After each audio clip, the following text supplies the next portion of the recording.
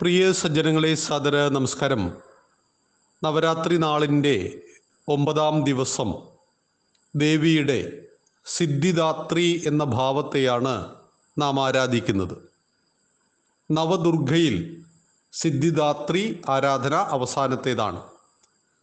സിദ്ധിയെ പ്രദാനം ചെയ്യുന്നവൾ, ഭക്തന് സകല സിദ്ധികളെയും നൽകുന്നവൾ. എന്താണ് സിദ്ധി?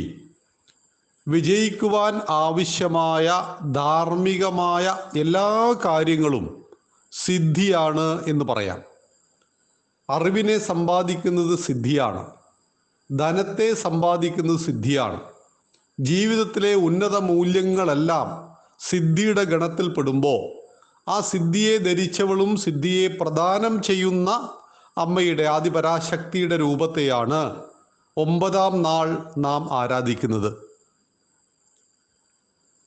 ഭാരതത്തെ സംബന്ധിച്ച് പരമപ്രധാനമാണ് ചതുർവിധ പുരുഷാർത്ഥങ്ങൾ. ധർമ്മം, അർത്ഥം, കാമം, മോക്ഷം. ഇതാണ് ചതുർവിധ പുരുഷാർത്ഥങ്ങൾ.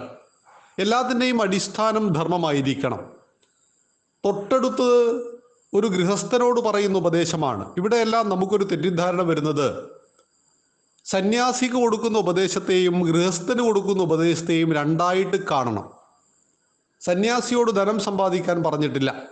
എന്നാൽ ഒരു ഗൃഹസ്ഥൻ മഹാലക്ഷ്മിയെ ആരാധിക്കണമെന്ന് പറയുന്നത് അവന് 10 തലമുറക്കുള്ളതുണ്ടാക്കാൻ പറ്റുമെങ്കിൽ ഉണ്ടാക്കണം.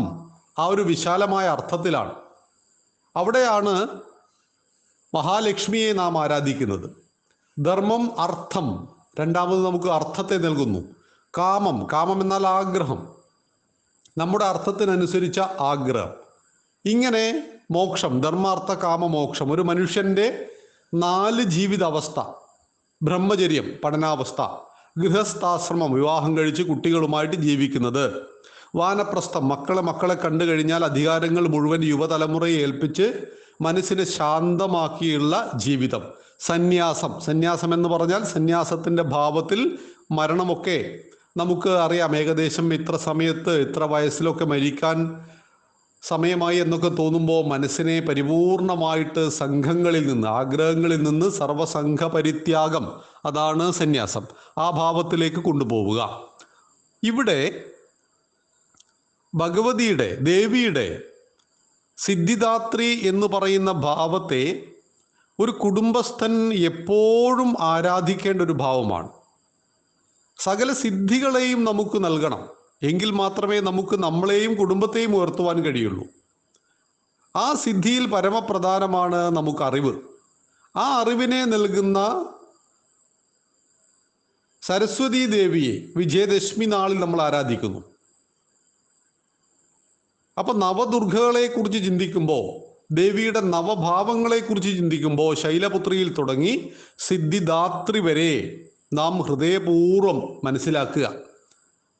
ശൈലപുത്രി എന്നു പറയുന്ന അവസ്ഥയിൽ നിന്നും സിദ്ധിദാത്രിയിലേക്ക് വന്നു നിൽക്കുന്ന ദേവിയുടെ രൂപങ്ങൾ ക്രമത്തിലാണ് വന്നിരിക്കുന്നത്.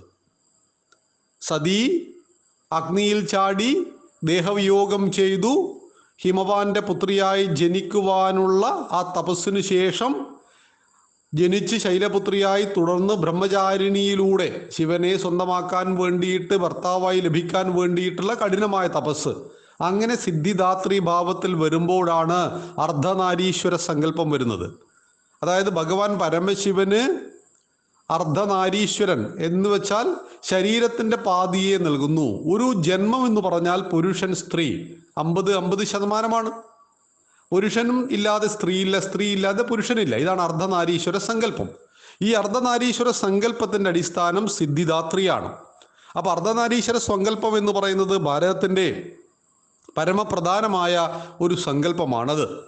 പ്രകൃതിയുടെ 2 ഭാവങ്ങൾ, ഒന്ന് പുരുഷൻ, ഒന്ന് സ്ത്രീ, ഒന്നില്ലാതെ മറ്റൊന്നില്ല എന്ന ആ സങ്കല്പം നമുക്ക് ശിവന്റെ ആ ഫോട്ടോ ഒക്കെ കാണാം.